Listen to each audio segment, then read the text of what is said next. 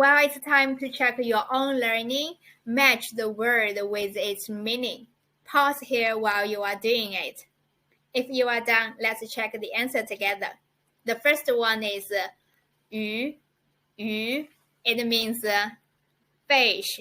The second one is 马, it means horse. The third one is 羊, it means goat. The fourth one is 牛, it means ox. The last one is 虫, it means insect. How many do you get right? Leave it in the comment below. I'd love to see how well you learn on this lesson. If you are ready to challenge yourself even more, let's move on to next test.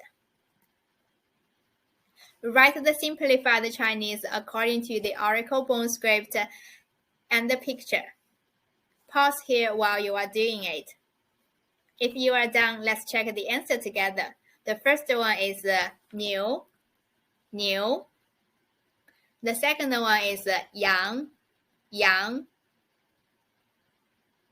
The third one is 马. The fourth one is 虫. The last one is 鱼. How many do you get right? Leave it in the comment below. I hope this lesson was helpful. There are more lessons coming in this series. I'll upload video resources weekly.